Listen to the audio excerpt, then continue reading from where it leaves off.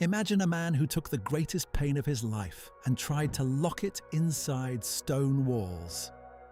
Pittsburgh, 1924. A city where day and night look the same, where coal dust turns the sky black, where snow goes grey before it even touches the ground. But in the wealthiest neighbourhood of this city, Point Breeze, there was a place where the soot never reached, where the dust never settled, where the only sound was silence. And today, that place is being torn down. This was not a ruin. This was not an abandoned building. This was Green Lawn, the personal paradise of Henry John Heinz, the man whose name is still sitting in your kitchen right now. Yes, that Heinz, and the people swinging these hammers. They are not his enemies, not his creditors, not his competitors. The demolition order was signed by his own children, his own blood. Henry believed that he could seal love inside limestone, that these walls would protect his family forever, that this house would be the greatest gift he ever gave. He was wrong, because when you love something so deeply that the thing becomes bigger than the people inside it, it stops being a gift. It becomes a prison. This is the story of an empire that fed the world, but left its founder with nothing but empty rooms. Let's go back to 1844, to a dirty, smoke-filled Pittsburgh, where a German immigrant's son was born who would one day try to build paradise on Earth and lose everything trying. But the real story isn't about how he built this empire. It's about why the very family he built it for couldn't wait to tear it down. To find that answer, we have to go back to the beginning. To understand Green Lawn, you first have to understand the hands that built it. Not the architect's hands, not the mason's hands, Henry Heinz's hands. October 11th, 1844, Pittsburgh, Pennsylvania. A city that writer James Parton would later describe as hell with the lid taken off. The air was thick with sulfur and coal dust that turned the sky black and the snow grey before it even touched the ground. This was not a place that produced dreamers. This was a place that produced workers. Into this world, Frederick and Margareta Heinz, strict German Lutherans, brought a son they named Henry John. In the Heinz household, there was no room for softness. Frederick believed in two things above all: God and work. Discipline was not enforced. It was simply the air you breathed. By the age of 8, while other children were still asleep, Henry was already working in the 4-acre garden in Sharpsburg, packing vegetables, sorting produce, learning the difference between what sells and what rots. By 12, he was running a cart through the neighborhood, selling produce door to door. But it was during these rounds that Henry began to see the darkness of the American food industry.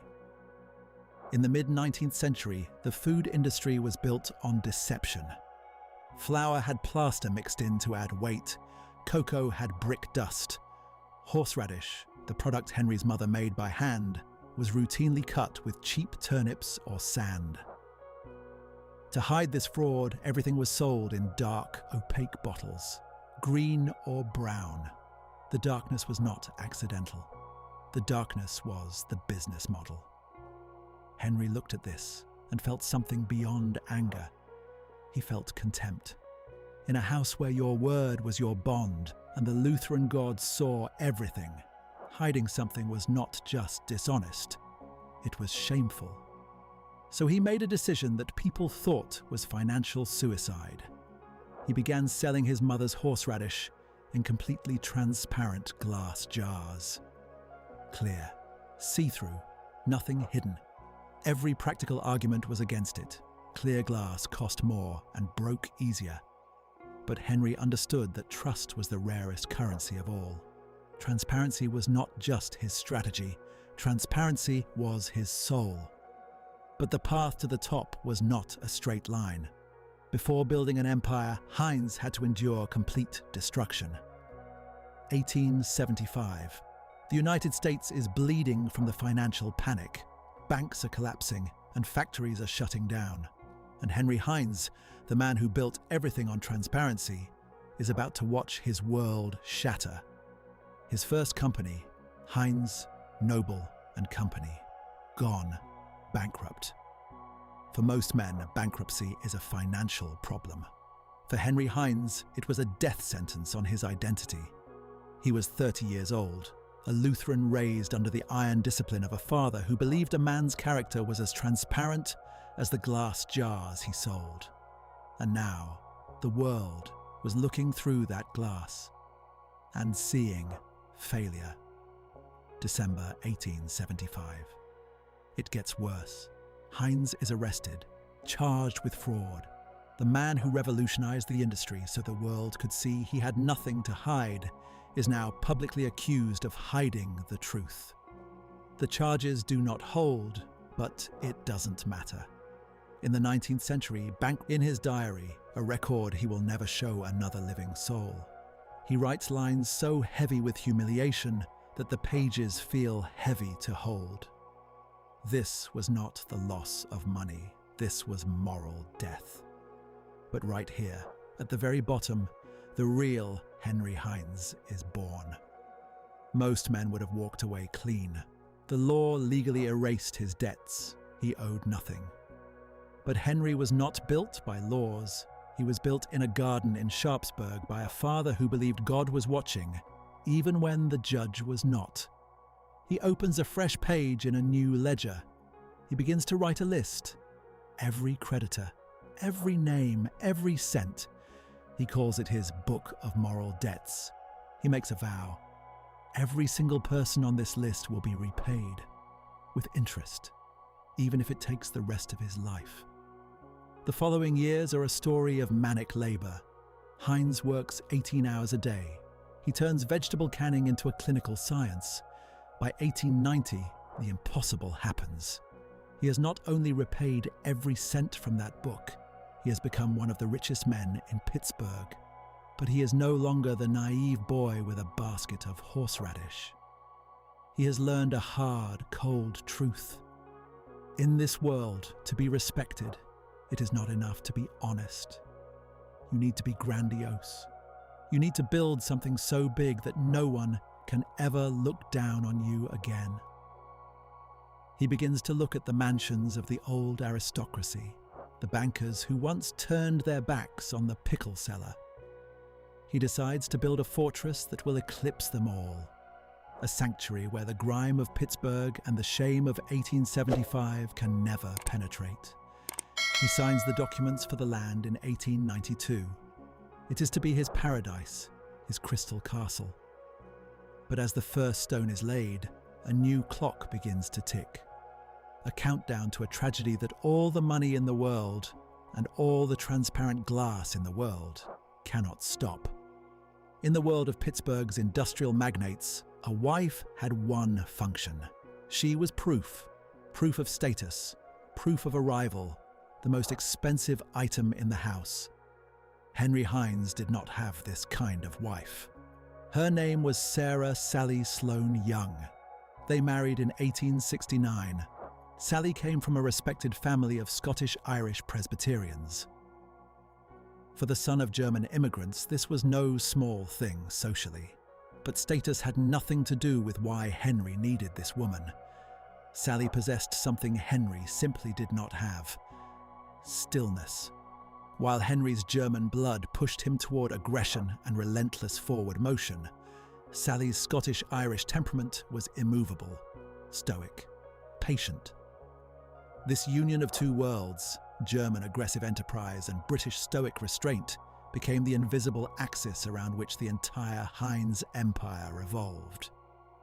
Nowhere was this more visible than the winter of 1875. When bankruptcy broke Henry Heinz, when the arrest happened and the newspapers wrote about the collapse, he did not get up. The man built from discipline and immigrant ambition could not move. Sally did not shout, did not remind him of the lost house or sold furniture. She sat beside him, and when she spoke, She did not speak about the past. She spoke about the future. This was Sally Heinz. Not a trophy, not decoration. The co-founder of Henry Heinz's entire life. By the early 1890s, the empire was rebuilt. The Heinz brand was capturing international markets. Every moral debt repaid. Now, Henry and Sally faced a new decision together. The North Side had the factory. It also had the soot, the noise and air that never fully cleared. He loved his factory, but he did not want his family breathing its waste forever. Point Breeze, Pittsburgh's Olympus, where George Westinghouse, Henry Clay Frick, and Andrew Carnegie had built their residences. The men who once looked down at the pickle cellar from the North Side. In 1892, Henry purchases an estate previously belonging to Harry Hopkins. Most men would have demolished the existing mansion immediately. Henry does not demolish it. He has it physically lifted and moved deeper into the lot. He never erased the past. He always built on top of it. Then they plan. Together. The letters from this period survive.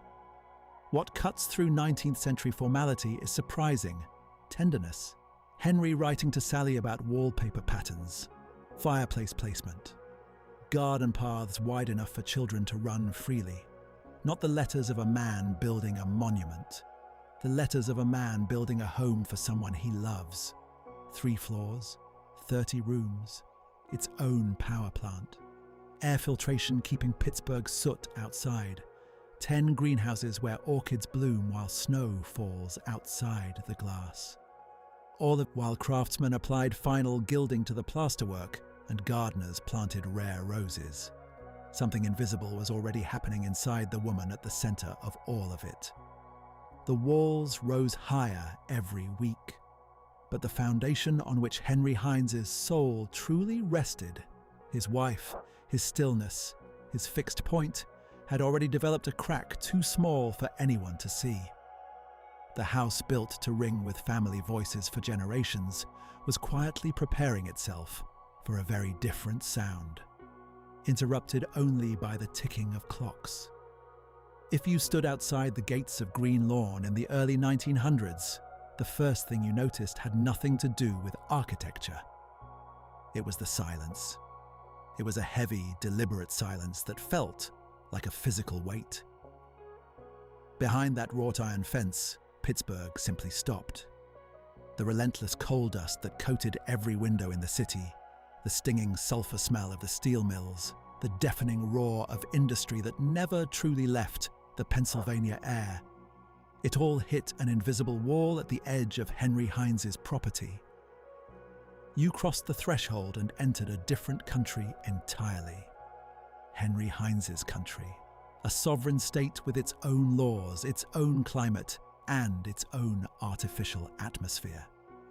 Henry's obsession with purity, which had started with a simple bottle of horseradish, had now manifested into a mechanical titan. In the dark, cold basement of the mansion, he had installed a massive, state-of-the-art air filtration system, a marvel of 19th century engineering that felt more like a lung than a machine. Its job was simple, but absolute: to scrub the very air of Pittsburgh until it was pure enough for a Heinz to breathe. The grime of the world was literally forbidden from following you inside. This was not a home. This was a mind made physical. The structure itself was a hauntingly beautiful contradiction. 3 stories of French chateau style fused with rigid Tudor elements. More than 30 rooms spread out like a labyrinth of luxury. Turrets and chimneys pierced the grey, soot-stained sky, looking like stone fingers reaching for a god that Henry feared and worshipped in equal measure. These limestone and sandstone walls weren't built for a lifetime. They were built for 1,000 years. They were built to outlast his enemies, his critics, and perhaps even his own mortality. You entered through heavy, hand-carved oak doors, and the city disappeared into a vacuum. The first thing that hit you inside was the scent. It wasn't the smell of a lived-in house, no cooking aromas, no lingering tobacco smoke. Instead, it was a cold, layered scent of beeswax, old parchment, and expensive varnish that had been applied and reapplied until the wood looked like glass. Under your feet lay an intricate mosaic of marble. Above your head, a hand-painted ceiling depicting a sky far clearer than the one outside. Every single surface spoke the same rigid language. I was made with obsessive care. I have nothing to hide. The transparent jar had been translated into architecture. Henry suffered from a profound compulsion for order that bordered on the divine. In an era where flickering gas lamps left oily soot on every curtain, Green Lawn was a temple of electricity. Every corner, every hallway, every closet was flooded with artificial light. There were no shadows here, no dark corners where dust could settle or secrets could grow. Henry inspected this house exactly like he inspected his factory floor, personally every single morning before his carriage arrived for work. If a single ivory figurine was an inch out of place, or if a speck of dust dared to settle on a silk wall, the entire household felt the weight of his German Lutheran disapproval. The Imperial Room was the centerpiece of this obsession. It stopped visitors cold. The furniture was gold brocade, selected personally by Henry in the high-end shops of Paris. But the display cases in this room didn't hold fine china for eating. They held history. Along every corridor stood mahogany cabinets, filled with hundreds of carved ivory figurines brought from the farthest reaches of Asia and Africa. Henry wasn't just collecting beautiful objects. As the records suggest, he was collecting proof that beautiful things could survive. He surrounded himself with mummies from Egypt and relics from ancient civilizations, stone and bone that had successfully defeated death. He wanted to live among things that time could not touch. And then there were the clocks. Grandfather clocks in every corner, mantel clocks on every fireplace, Swiss and German chronometers sitting in velvet cases like precious jewels. They were everywhere, on every available surface, in every corridor, in every guest room. Close your eyes and imagine the auditory landscape of Green Lawn. 30 rooms of complete, suffocating silence, and underneath it, the discordant, rhythmic ticking of hundreds of mechanical hearts, all slightly out of sync.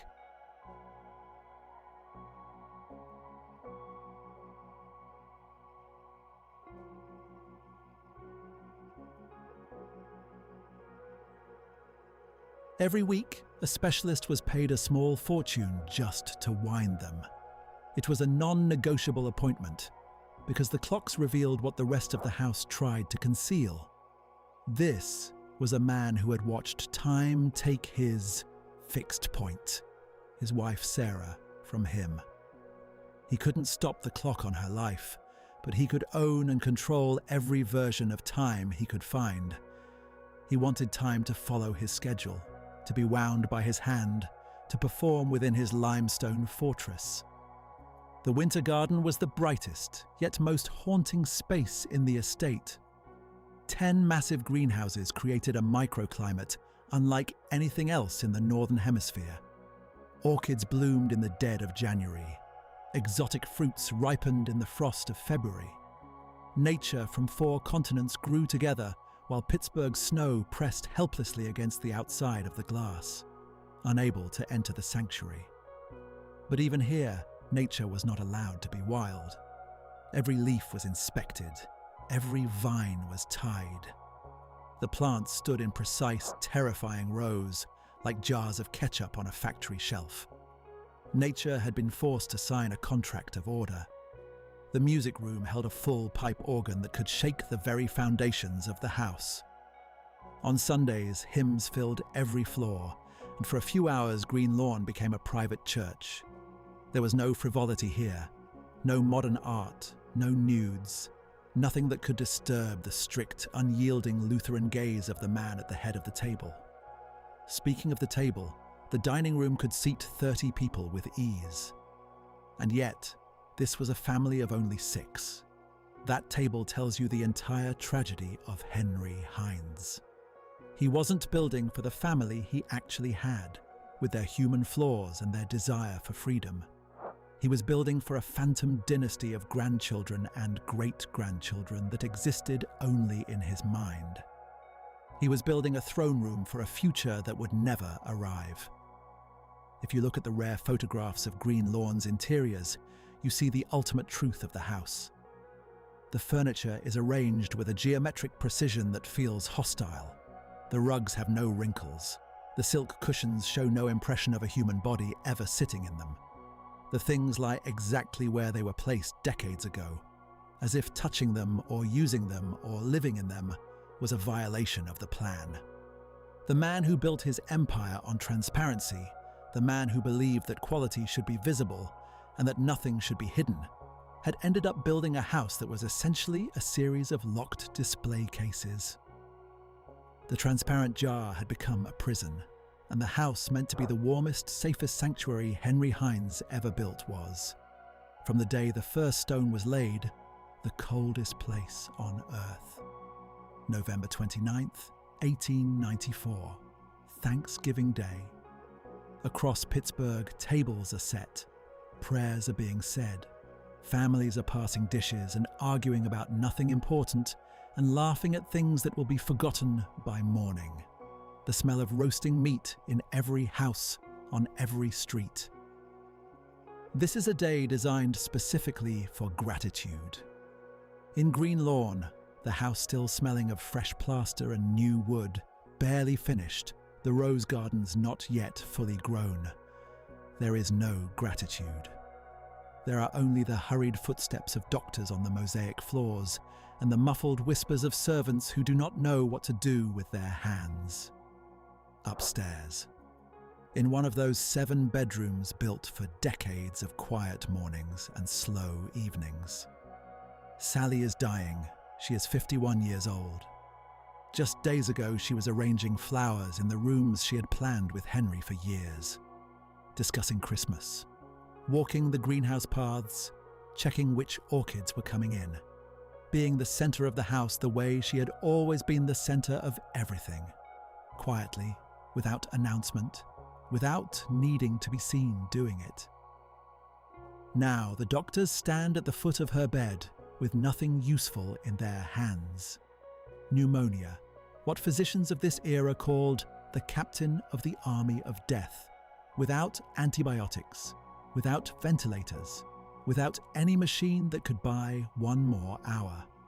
Henry Heinz, the man who had built an empire on control, who inspected every jar on every conveyor, who had electricity installed so there would be no shadows in his house, who had filtered the very air so Pittsburgh could not enter, could do nothing.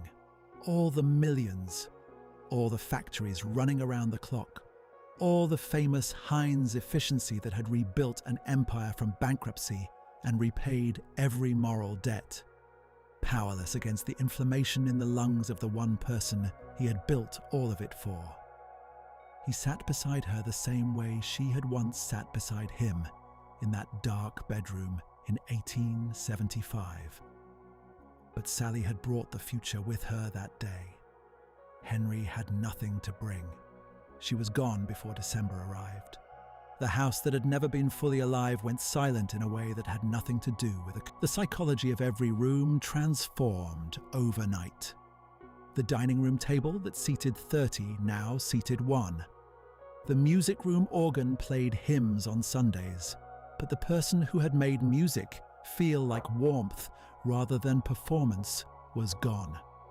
The greenhouses continued to grow their perfect rows of orchids, but nobody walked the paths anymore for pleasure, only for inspection. Henry Heinz did not collapse publicly. He was a Lutheran. He was Frederick's son. Men like him did not collapse publicly. Instead, he did something that looked, from the outside, like strength. He filled the silence with things. His passion for collecting, previously a hobby, an intellectual pleasure, a way of spending Sunday afternoons, transformed into something manic. something that ran on a different fuel entirely. He began buying history in wholesale quantities, trips to Egypt, to Palestine, to every corner of Europe, coming back to Green Lawn not with souvenirs, but with entire cultural strata. Ancient mummies appeared in the house, display cases multiplied, the clock collection expanded until the weekly winding appointment became a half-day task. If he could not hold on to a living person, if time had proven it could take anything from him regardless of how much he paid or how hard he worked, then he would surround himself with objects that had already survived millennia, things that had outlasted empires, things that death had already tried and failed to destroy. Perhaps if you surrounded yourself with enough of them, death would seem less powerful, less personal, less capable of walking through your air-filtered walls on a Thursday in November and taking exactly what it wanted. This was grief. But it was grief that had nowhere honest to go. And so it went into the display cases, into the clock collection, into the greenhouses, into the endless expansion of a house that was already too large for the family living in it. Outside Green Lawn, the world saw Henry Heinz as a progressive visionary. At his factories, he had introduced free manicure rooms for female workers, showers, changing rooms, canteens with hot food. He lobbied for the Pure Food and Drug Act, fighting competitors who poisoned the public with chemicals. He led the worldwide Sunday school movement. He appeared as the moral conscience of American industry. But return to Green Lawn and the picture was different. The man who cared so deeply about the health of an entire nation could not find warmth in his own home. His children, Clarence, Clifford, Howard, and Irene, lived in this museum with him. But the father who remained was not the father who had written tender letters about wallpaper patterns and garden paths. That man had left with Sally. What remained was a man who expressed love through instruction, who wrote letters to his children with detailed requirements even when he was sitting in the next room, who demanded perfect order in every corner of the house, because perfect order was the only response he had left to a world that had proven it could not be controlled. He loved them. That was never in question. But his love became heavy, demanding, suffocating.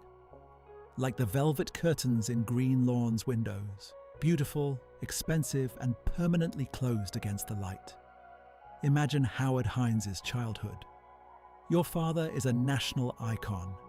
Your home is a museum where nothing can be touched. Your mother exists only as a portrait on the wall, a holy ghost that your father converses with silently every evening. From you is expected not obedience, but conformity to the full scale of the legend. You have no right to failure because the name on the factory facade demands you be perfect. And underneath all of it, the faint, discordant ticking of hundreds of clocks that nobody is allowed to silence. In 1896, 2 years after Sally's death, Henry Heinz made one of his most famous business decisions. He introduced the 57 varieties slogan, a number he chose not because Heinz actually had 57 products, they had far more, but because he simply liked the way it sounded. The man whose wife had just died, whose house had just become a mausoleum, whose grief had no language, went back to work and created one of the most recognizable advertising slogans in American history. This was Henry Heinz. This was how he processed the unprocessable, not through mourning, through motion, through creation, through building something new on top of the wreckage of something lost. The same way he had always done it, the same way he always would. But the house knew. The house recorded everything. Green Lawn continued to expand, new rooms for new collections, greenhouses rebuilt and enlarged. Every addition another layer of distance between Henry Heinz and the silence at the center of it all. He was trying to build a world in which no one else would die, where things preserved their beauty forever. where the clock could be wound and set and made to follow his rules.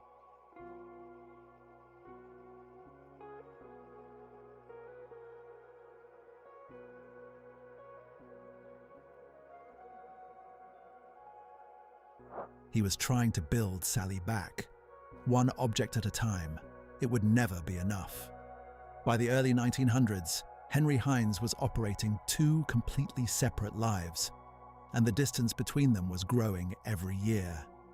The first life was public, documented, celebrated in newspapers from Pittsburgh to London. His factory on the north bank of the Allegheny River had become something America had never quite seen before. By 1900, the Heinz Company employed more than 2,500 workers. The complex covered several city blocks. Visitors came from across the country specifically to tour it, not because of the food production, but because of what Henry had built around the food production. Free medical examinations for every employee, a rooftop garden on the factory building where workers could sit during breaks and see the sky, a gymnasium, a swimming pool, a theatre that held regular performances, a library stocked with books that workers could borrow, manicure rooms for female employees, because they worked with food and their hands needed to be clean. Yes, but also because Henry Heinz believed that people who were treated with dignity produced better work and lived better lives. In an era when American factory owners routinely worked children 12 hours a day in conditions that destroyed their lungs and their eyesight, Henry Heinz was installing swimming pools and lending libraries. He lobbied personally and aggressively for the Pure Food and Drug Act of 1906.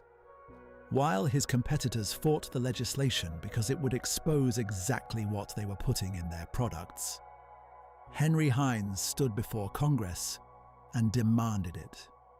He had built his entire empire on the idea that transparency was a competitive advantage. That if your product was genuinely good, you wanted the government checking it. The working class of Pittsburgh called him a saint. Newspapers called him the conscience of American industry. President Roosevelt reportedly said the Heinz factory was the finest food production facility in the world. This was the first life. Then there was the second. Cross the Allegheny River. Leave the factory behind. Drive through the streets of Point Breeze to the wrought iron gate on Penn Avenue. Enter Green Lawn and watch the saint disappear. Inside these walls, Henry Heinz was not cruel. He was not violent. He was not the kind of father whose children feared him in the obvious ways. He was something more complicated, and in some ways harder to explain. He was a man who had decided, somewhere in the grief of 1894, that if he could not protect the people he loved from death, he could at least protect them from disorder, from imperfection, from anything that might introduce the kind of chaos that had taken Sally from him on a Thursday in November. Control became his language of love. He wrote letters to his children with detailed instructions about their behavior, their studies, their posture, their correspondence. Letters written sometimes from his office 2 floors below where they were sitting. He required the house to be maintained at his standard at all times. He expected his children to represent the Heinz name in every room of every building they entered for the rest of their lives. He was the leader of the worldwide Sunday school movement, a man who spent enormous energy teaching children across the globe about grace and forgiveness and the love of God. His own children grew up afraid to leave a cushion out of place. Imagine Howard Heinz at 12 years old. His father is on the front page of the Pittsburgh Gazette, being praised for building swimming pools for factory workers. Howard comes home from school and cannot sit on the parlor furniture without straightening it exactly as he found it afterward. Cannot touch the ivory figurines in their mahogany cases. Cannot make noise in rooms where the clocks are trying to hold the silence together. His mother exists as a portrait on the second-floor landing, a face in a photograph, a name his father speaks quietly sometimes when he thinks no one is listening. The house has 30 rooms, and Howard has never felt at home in any of them. Outside, his father was dismantling the cruelty of the industrial age one reform at a time. Inside, his father had accidentally built a different kind of institution, one where the rules were absolute and the warmth was theoretical, and love expressed itself entirely through expectation. The pure food advocate, the workers' champion, the Sunday school saint, could not find his way to simply sit with his children without the weight of the Heinz name filling every inch of space between them. Sally had made that possible once. Sally had been the room inside the house where Henry's perfectionism could rest, where the man underneath the monument was allowed to exist without performance. Without her, Green Lawn had no such room anymore. The factory gave his workers a rooftop garden to see the sky.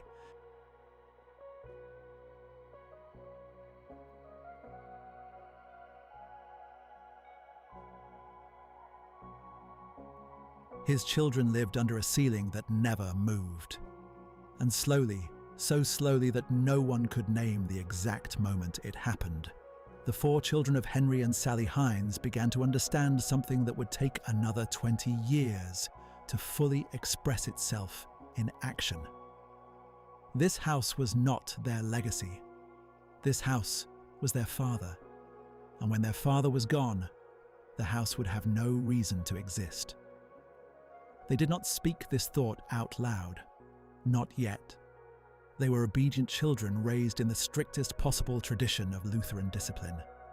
But the thought was there, growing quietly in the corners of 30 rooms, accumulating the way soot accumulates, slowly, invisibly, until one day you notice it has covered everything. The dynamite was laid, the fuse was cut. All it needed was time. Howard Heinz did not make this decision quickly. He made it the way his father had made every difficult decision. Slowly, methodically. After exhausting every single alternative first. The first question was the collections. Henry had spent decades accumulating. Ivory figurines from Asia and Africa, antique clocks from Switzerland, Germany and England, jade pieces, rare weapons, artifacts from Egypt and Palestine. Everything locked behind glass in mahogany cabinets inside a house that fewer and fewer people ever entered. Howard and his siblings, Clifford and Irene, made a decision that was quietly radical. They did not auction them. Every clock, every ivory figurine, every artifact Henry had carried across oceans for his own private comfort, donated in full to the Carnegie Museum of Pittsburgh. The private became public. The consolation of one grieving widower became the education of an entire city. Howard was not trying to erase his father, he was trying to free him. But the building remained, and the building was a problem no donation could solve. By 1920, the numbers were devastating. A permanent staff of more than 30 people, hundreds of tons of coal every winter, just to heat 30 rooms with 20-foot ceilings, 10 greenhouses each requiring specific year-round maintenance, a roof that needed constant attention, an electrical system installed in 1893 that was aging badly, and federal income taxation, introduced in 1913 and growing more aggressive every year, had fundamentally changed the mathematics of private wealth. The Gilded Age had celebrated the private palace. The 20th century was making it punishing to maintain. People across Pittsburgh called Green Lawn exactly what it was, a white elephant. The term comes from the sacred albino elephants of Southeast Asia. A king who wished to ruin a courtier would gift him one, too sacred to put to work, too expensive to maintain. Beautiful, enormous, and perfectly designed to destroy its owner through the simple arithmetic of its appetite. Howard made the most generous offer imaginable. He approached the city of Pittsburgh directly. "Take it," he said. free of charge. Build a museum, a library, a community centre, something Pittsburgh can actually use. The city said no, too far from the business district, too expensive to maintain even without a purchase price. The specialized systems throughout the building required expertise no public institution could afford to sustain. A palace offered for free was still too expensive for anyone to accept. Howard turned to charitable organizations, to universities, to cultural foundations across Pennsylvania. The answer was identical everywhere: too expensive, too impractical, too old. By 1923, Green Lawn stood completely empty, servants dismissed, furniture removed or draped in white sheets drifting in drafts from windows that no longer sealed. The gardens overgrown, the greenhouses cloudy, the exotic plants from 4 continents dying one by one, the orchids first, and the clocks unwound. For the first time in 30 years, genuine silence. Howard stood in the empty entrance hallway in late 1923 and understood what he was looking at. This was not a house waiting to be saved. This was a house that had already ended. That had ended in November 1894 when his mother stopped breathing upstairs and his father began filling the silence with ivory and chronometers. The choice was not between preservation and demolition. It was between 2 kinds of loyalty to his father's memory.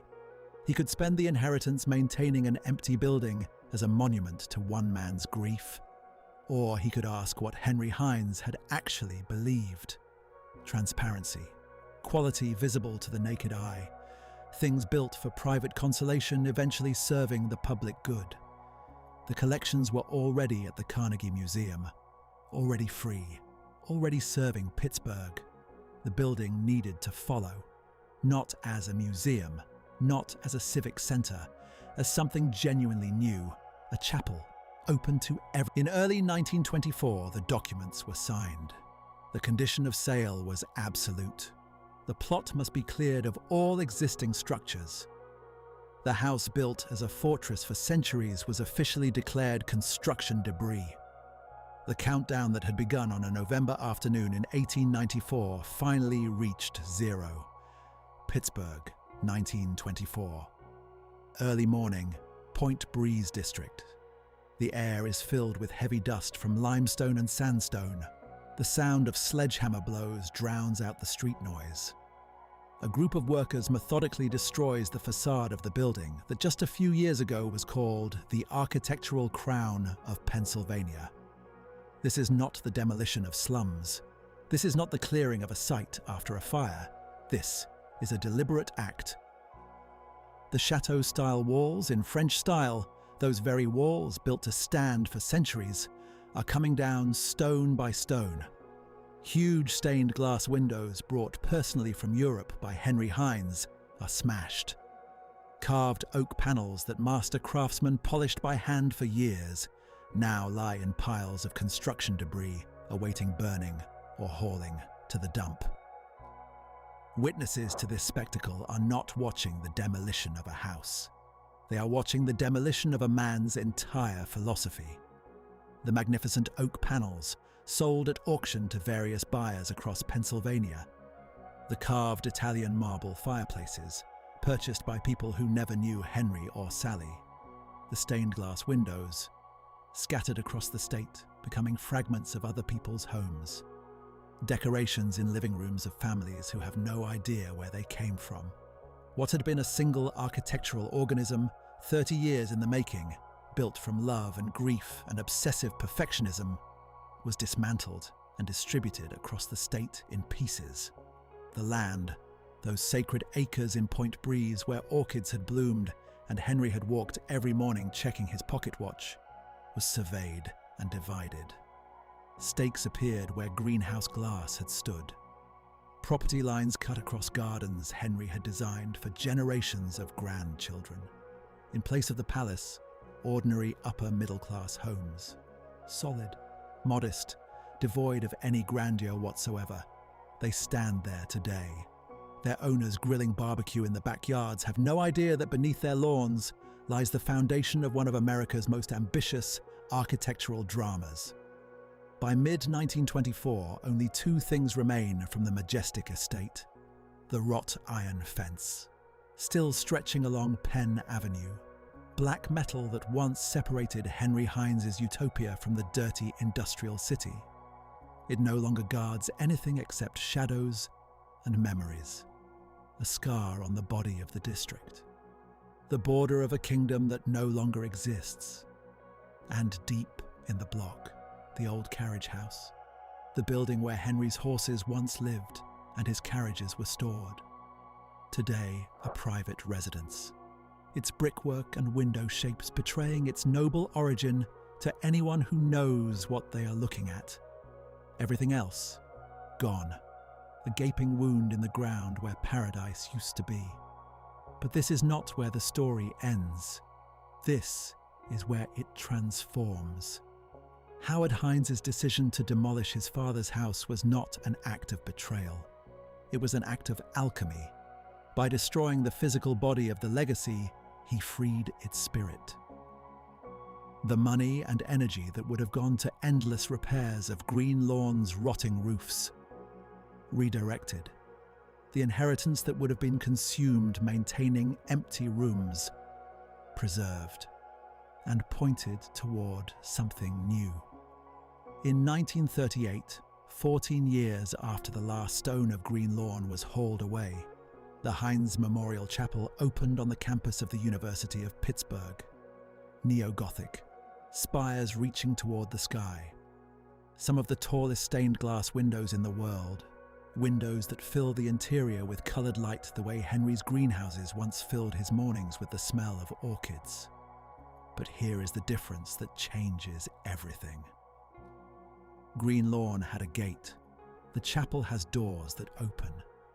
Green Lawn belonged to one family, one man's grief, one widower's attempt to stop time with ivory and chronometers.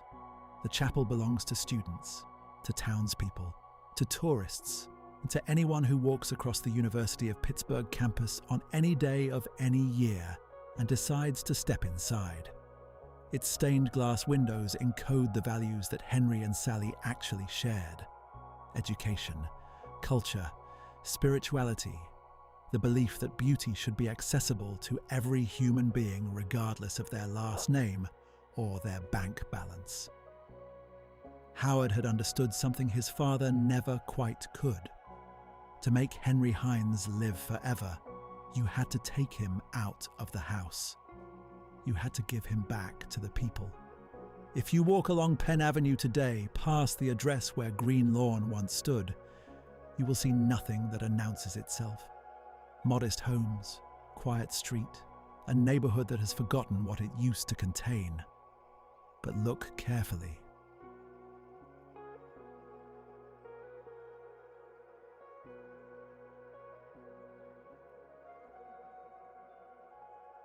The wrought iron fence is still there, still tracing the boundary of a kingdom that no longer exists.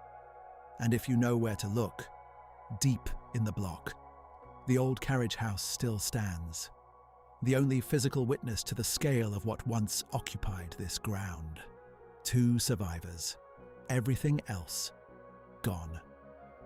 But here is the paradox that Henry Heinz spent his entire life building toward without ever quite seeing it clearly. Walk into any supermarket in the world today. Tokyo, New York, London, Karachi.